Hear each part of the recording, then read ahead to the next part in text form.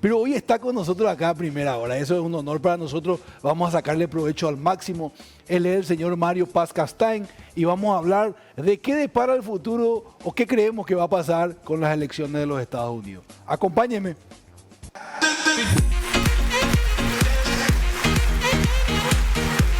Mario, bienvenido. Encantado. Así como decía en pantalla recién, realmente un privilegio en ese contexto que usted esté aquí. No, para mí es un placer compartir con todos los amigos, con todos los medios que amablemente me dan la oportunidad de expresar mis ideas, mis opiniones, mis análisis, que pueden no coincidir a lo mejor con la gente o con muchos de nosotros, pero en la medida de que uno trate de ser medianamente objetivo en el análisis de las cosas. ¿Verdad que sí? Nunca uno es enteramente objetivo. Evidente. Siempre uno tiene su corazoncito. Decía por ahí en particular. Y más en el caso mío, que yo ejercí y sigo todavía de alguna manera ejerciendo una actividad política, pública, claro. en fin, pero ya ahora vamos a decir, con un nivel de acompañamiento más que de trinchera. Estratégico. Ahí, de análisis. don Mario, hablemos un poquito. Esto que sucedió en las últimas horas, aparentemente 277 votos electorales, aclaremos, ya confirmados para Donald Trump contra 214, los últimos conteos. Yo tengo números un poco diferentes. ¿Cuáles son los suyos? Estamos hablando de más de 280 ya para Ya. Donald Trump. Creo que son 282 o un poco más incluso. Y faltan todavía 4 estados que son republicanos, o sea que la diferencia va a ser más amplia aún. Casi el 20%, podemos decir. Y sí, porque Kamala Harris alcanzó a los 223, 225 compromisarios, porque esta es una buena oportunidad para decir que ayer no se eligió el presidente de los Estados Unidos. Ayer se eligieron 538 compromisarios que se van a reunir el 7 de diciembre, y hay una fecha, el 7 de diciembre, y en esa ocasión se reúnen los 538 y ya con el número que hoy está determinado, que es el número clave o mágico, era 270. Sí, señor. Donald Trump lo ha superado con exceso, pero ahí recién se va a producir la designación de Donald Trump como presidente de los Estados Unidos. Claramente. Entonces, y el 6 de enero se tendrán que escrutar los votos otra vez en la Cámara de Representantes y de ahí entonces sale ya la consagración definitiva de la elección de Donald Trump, que asumirá el 20 de enero. Estas son las fechas que hay que tener en cuenta. 7 de diciembre, 6 de enero, 20 de enero. 7 de diciembre, víspera de la Virgencita de Gacupé. Se reúne el 6 de enero tu cumpleaños. Reyes Magos nació el doctor Francia. Y 20 de enero, día de Nanagua. Mira, qué memoria. No nos vamos a olvidar, no nos vamos a olvidar. Díganos, don Mario, ¿esto que sucedió no fue sorpresa para usted? Para mí no. Y no es que estoy hablando con el diario del miércoles, sino que lo vine anunciando ya en varios medios, porque tenía esa sensación. En política, como en muchas cosas de la vida, las cosas no se improvisan. Y el Partido Demócrata cometió un grave error estratégico, hasta te diría, pero por la fuerza de las élites y las presiones internas que seguramente habrán existido, en sostener la candidatura de Joe Biden, cuando hace más de 2 años ya se veía venir este declive definitivo de un gran líder que sin duda fue Joe Biden. Eso no hay que... Porque el único que tenía capacidad, y lo dijo en el 2020 o en el 2019, el único que le puede ganar a Trump soy yo, decía Biden. Y efectivamente eso sucedió. Claro. Y lo siguió sosteniendo en su mandato presidencial, pero ya con un deterioro muy fuerte de su estado de salud y que notaban un declive y una decadencia. Y el Partido Demócrata lo sostuvo hasta hace 4 meses, no nos olvidemos, 4 meses atrás en una acción inédita, lo retiran, porque evidentemente renunció, pero fue una presión interna muy fuerte, a raíz de ese primer gran debate en junio, donde Donald Trump prácticamente en términos deportivos lo masacró a Biden, y ese destrozo hizo reaccionar a los donantes, a la dirigencia, a los senadores y representantes del Partido Demócrata a apelar a un intento, yo diría, casi desesperado de cambiar el candidato. Y eso en todos lados. Fíjense lo que pasó en la interna colorada del 2022, cuando cae la candidatura de Velázquez. Sí. Y Bisú Bevins, que no era un mal candidato. Y lo demostró que no era un mal candidato. Pero perdió. Claro. No se improvisan las cosas. No hay magia en esto. Y entonces, además de todos estos antecedentes, hay otro que es la campaña política. La campaña me refiero a la comunicación, al marketing. Y la campaña de Trump fue muy disruptiva. Fue muy disruptiva, a tono de lo que se hacen hoy las campañas en todo el mundo. Yo leía ayer o antes de ayer comentarios de nuestros observadores políticos locales que están por ahí observando las elecciones. Las elecciones, sí, diciendo, hay varios. Esta elección no hay cartelería, no veo pasacalle. Qué aburrida esta elección. Es que ya no se usan más esas cosas. Ya no se usan carteles y pasacalles. Se trabaja en las redes, claro. Se trabaja con memes, se trabaja con conexiones totalmente distintas a los mecanismos de los grandes discursos, claro. La retórica. No. Trump se puso a freír papas en una hamburguesería, hizo papas fritas y las vendía al público. Días después se baja de su gran avión y se pone un chaleco de basura, de recolector de basura y se sube al camión de basura a recolectar. Y esos hechos rupturistas que rompen el mundo, que no tienen nada que ver con un discurso político, pero le impacta a la gente. Y ahí está el éxito de las campañas políticas que han marcado diferencias. Esa lectura. Entonces ese es otro elemento que también le conectó a la gente. Y por supuesto, un escenario de economía que apareció ayer muy fuerte en todos los estados. Hay un problema grave que no es responsabilidad solo de Joe Biden. También es responsabilidad de Trump, de su primera presidencia y quizás hasta de Barack Obama. Los tres grandes hechos que acosaron a la sociedad americana en lo que va del siglo XXI. La crisis de las hipotecas del 2008, la crisis de la pandemia y la crisis inflacionista del 2023 castigaron fuertemente a la clase media americana, que es el núcleo social que sostiene esa sociedad. Claro. Entonces, ya no puede acceder a un crédito para una vivienda porque es muy cara. Ya no puede alquilar una vivienda para poder sostener su trabajo porque también está inaccesible. Ya no puede comprar las cosas en los supermercados, no les alcanza el sueldo, a pesar de que los factores macroeconómicos son maravillosos, porque realmente la tasa de desempleo ha bajado a menos del 4%, la inflación supuestamente se redujo al 2.1%, pero la gente no sintió eso. En el bolsillo a la gente le faltaba plata. Eso es lo concreto. Y eso es lo concreto y eso lo sintió la gente y eso también se votó ayer. ¿Usted cree que de las tres aristas, si podemos decir grandes tres aristas, tema de inmigración, tema de economía y tema de todo eso también participó? Interrupción de embarazo son los tres temas, por lo menos que se polemizaron bastante. ¿Usted cree que esto que sucedió, porque veíamos un Estados Unidos coloreado de rojo en términos estaduales, de republicanos, ¿usted cree que fue una manifestación de la sociedad, de un hartazgo de un modelo?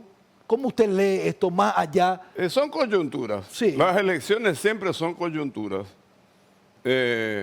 Nadie esperaba tampoco que Donald Trump perdiera en el 2020. Era casi segura su reelección. Es más, me estoy olvidando de una cuestión muy importante de señalar. esta reelección de Biden tras haber perdido el primer intento es la segunda vez que ocurre en la historia de los Estados Unidos. El único caso similar fue en 1892 con un presidente que se llamaba Grover Cleveland. Él fue el único que hizo lo que conquistó hoy Donald Trump. Totalmente. O sea que son todos hechos Aristas muy importantes que hay que señalar. ¿Cómo usted lee, a ver si podemos unir en términos de sociedad? Milei, después de casi 20 años de kirchnerismo, toma la Argentina. Sí. Hubo un de Macri, ¿verdad? Toma la Argentina, un gobierno bien conservador, de derecha por lo menos. Extrema derecha. Extrema derecha. Luego lo tenemos a Meloni, un poco más allá, al húngaro, lo tenemos a Nayib Bukele y una vuelta de Trump. ¿Usted cree que hay un síntoma de la sociedad? Hay un factor común, pero no todos son iguales. Hay un factor común que los une, que es el ultranacionalismo, la tendencia populista semi-autoritaria que se impone. ¿Hay una vuelta de ese modelo autoritario? No sé si es una vuelta a un modelo muy autoritario, es una vuelta a un modelo de gestión más dura. Y esto pone en entredicho a la democracia constitucional liberal clásica, que está erosionada por todas estas cosas. Pero finalmente la gente vota los resultados de su propio bienestar. Y Eso hay que tener en esto cuenta. se ha visto no con la fortaleza como hace 20 y pico de años o 30, casi años atrás, de Bill Clinton, cuando le decían, es la economía, estúpido. Pero aquí no fue solo la economía. Aquí fue la economía, fue la democracia, fue la inmigración, fue el aborto, fueron muchas cosas que concurrieron, pero la economía siguió siendo un factor tremendo. Y lo decíamos anoche en otro medio, siente que sea quien sea el que se siente en la silla de la oficina oval, y en este caso será Donald Trump, va a tener la responsabilidad de atender estos hechos que estaba señalando, porque el torbellino de la campaña electoral, el mare magnum, que es el tsunami que significa la información de las campañas políticas, solapó, enterró, tapó estas turbulencias sociales y económicas que están existiendo, que son estructurales, que son reales. Claro. Y que si no las dominan a tiempo, cuidado. Cuidado, porque en 2 años más hay unas elecciones de intermedia. Sí. Y si se dedican mucho a la especulación política, le pueden ocurrir resultados diferentes a los de hoy. Imagínense, ahí sobre eso, no quiero hilar nomás. Se habla mucho en los debates, se habla mucho en los medios, en las redes. Quiero saber qué usted opina al respecto. Soberanistas, globalistas, globalismo contra el Estado-Nación. Eso creo que existe realmente. Siempre existió en el mundo. Eso siempre existió. Siempre existió. Y díganme, ¿cuál de estas dos tendencias, los globalistas, los antiglobalistas, no están unidos a redes internacionales? ¿No están unidos a fundaciones? Cada uno tiene la suya. Cada uno tiene su propia ONG. Cada uno está sometido a una cooperación. Es cierto que lo que están esperando un mundo más abierto, cuidado que viene con medidas muy proteccionistas. Y lo que están esperando una gran ayuda, quizás a Milei le favorezca porque puede el dedo de Trump mover el Fondo Monetario Internacional, a ellos les conviene eso. Necesitan un crédito, puente, una cosa así, para recuperar la economía argentina, porque las medidas de pánico, de sostenimiento urgente, de emergencia y de urgencia, ya las tomó Milei. Pero ahora necesita levantar la economía, porque esto no se sostiene solo con medidas de emergencia. Claro. Bueno. Correcto. Diego Martínez. Doctor, le quiero preguntar, Sí. expectativa de realidad. Encuestas en las últimas semanas y meses hablaban del cabeza a cabeza, o si había una diferencia a favor de ella o de él, era muy mínima. Se habla mucho del cabeza a cabeza, expectativa. Realidad, aplastante victoria, por lo menos hasta donde hemos visto, en la diferencia, digo, de los votos electorales a favor de Donald Trump. A tu criterio, ¿qué pasó con las encuestadoras? Y siempre son fotos, son proyecciones, Y se equivocaron sobre todo. Hay que reconocer, salvo después entraré en el detalle porque todavía no he examinado, no he tenido tiempo de examinar el detalle, pero se equivocaron fundamentalmente en los estados swing, en los swing 7. states, en los estados pendulares, se equivocaron, ¿no? Ahí no hubo votación reñida, hubo un poco en Pensilvania y Michigan, pero los demás no. Entonces, aquellos estados, 4 de ellos por lo menos, donde Biden había ganado, hoy Trump los dio vuelta. Pero esos son los estados pendulares, son los que votan una vuelta acá, una vuelta allá. Y entonces, yo creo que fue un esfuerzo mediático muy importante de la campaña de Harris, tratar de instalar su candidatura. Todos jugaban con sus encuestas y una de las cosas que también preanunciamos que la primera incógnita a despejar esta vuelta era si las encuestas estaban o no acertadas. Y evidentemente no estuvieron acertadas y de ahí los resultados que finalmente, gracias a Dios, fueron así. Tenía que haber un resultado claro, Sí. con un claro ganador, como en este caso es Donald Trump, para que no haya más pelea, más división, más discusión, más confrontación. Por lo menos Doctor. yo creo que ese ítem se ha salvado. Doctor, quisiera ahora aterrizar a Paraguay Sí. con relación a Estados Unidos. Correcto. Hay muchos temas que nos van ligando, principalmente en lo económico, lo diplomático, pero quiero hacer una mirada contigo que conoces muy bien lo que es el imperio, el imperialista, el Estados Unidos poderoso, mundialmente conocido. Con el nuevo gobierno, ¿es posible que Estados Unidos pueda rever algunas sanciones que se tomaron durante el gobierno de Biden a pedido de Paraguay, independientemente al nombre del político? Conociendo cómo es de imperialista Estados Unidos, pero con este cambio de gobierno, ¿es posible que, por ejemplo, Bachi Núñez anuncia que va a hacer un lobby para pedir que algunas sanciones que se tomaron sin prueba, demostrando con esas pruebas, hayan llegado a Paraguay? ¿Crees que Estados Unidos pueda rever eso? Mira, esa es una cuestión interna de los intereses propios de los americanos. Hay que destacar que Latinoamérica en general no ha figurado en la agenda de interés internacional ni de Harris y mucho menos de Trump, que es aislacionista. Cuidado que Trump no quiere saber. Pero no se descarta que los lobbies, que yo tengo entendido, sí ya están desarrollados incluso del gobierno paraguayo con referentes muy importantes del entorno republicano y del entorno del presidente electo, o del que va a ser el presidente electo. Trump. Y por ahí pueden prosperar. Yo eso no lo descarto, pero no creo que sea una cosa inmediata. Eso creo. Y vamos a tener, ¿saben qué referencia vamos a tener? Primero, la primera señal que podemos tener es la designación, la confirmación del embajador Gabriel Escobar. Ese embajador tiene que ser confirmado por el Senado después del 20 de enero.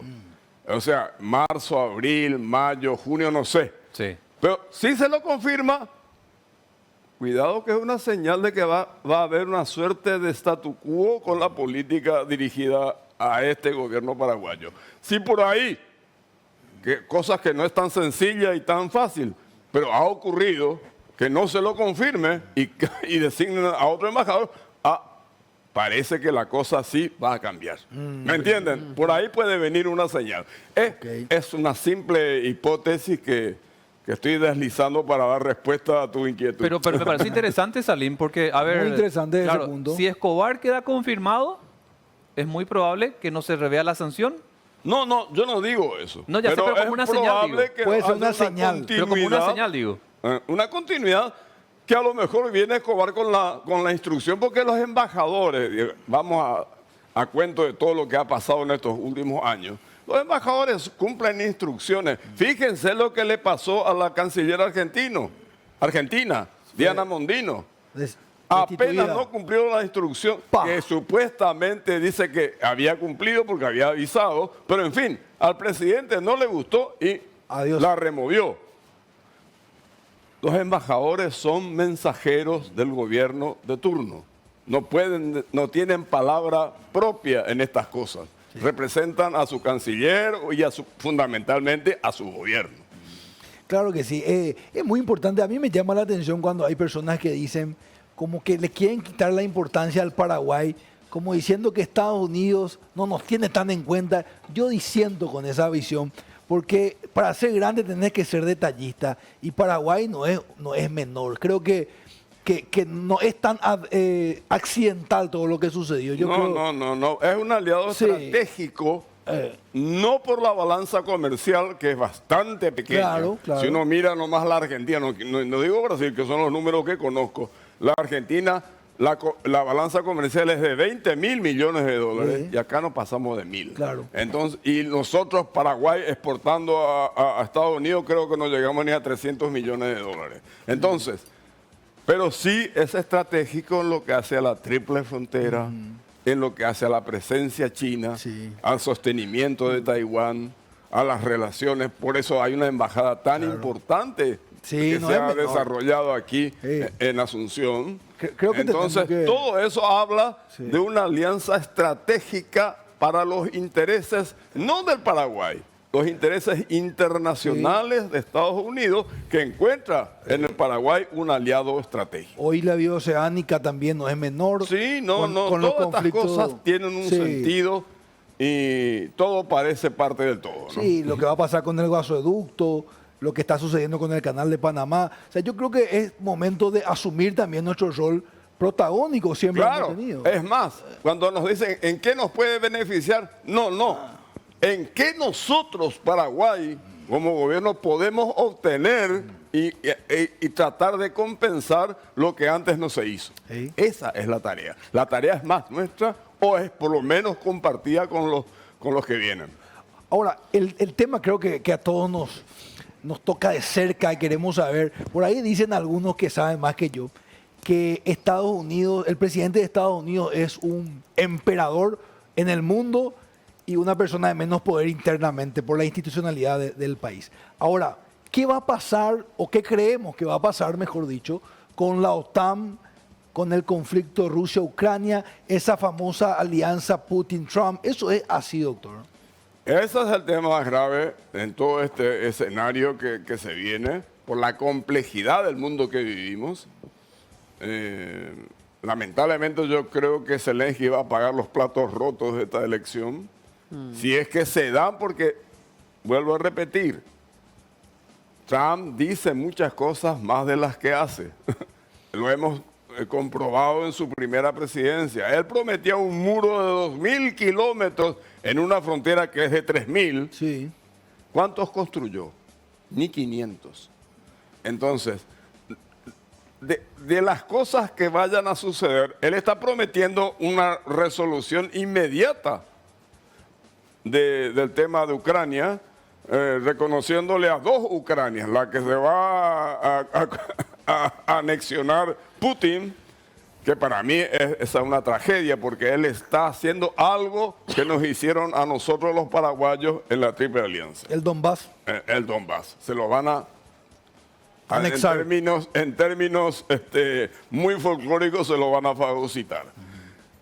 Pero porque en función a que hay esa presencia prorrusa, pero eso sucede en todos lados, si no Brasil no llevaría Salto del Guairá y el Alto Paraná, porque ahí hay una presencia brasileña también. Cuidado con esos antecedentes,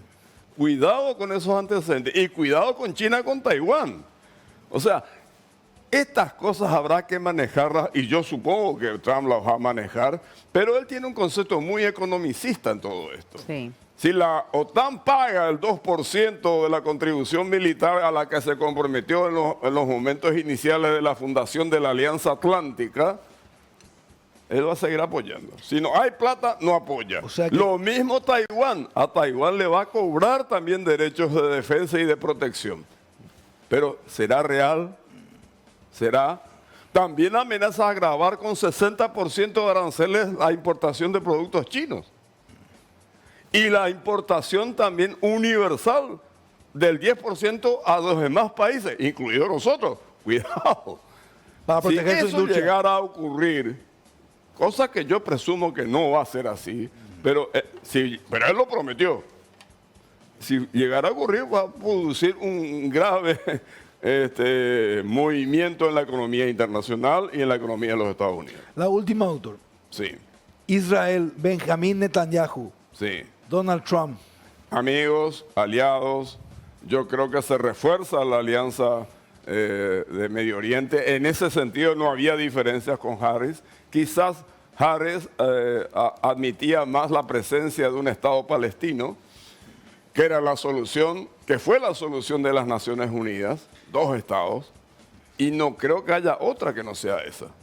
Pero de todas maneras, esto refuerza la política ofensiva de Israel y de Netanyahu, y veremos qué pasa en los próximos días, porque en los próximos meses, luego de la asunción del nuevo presidente, estamos hablando siempre en función a después del 20 de enero, ¿no?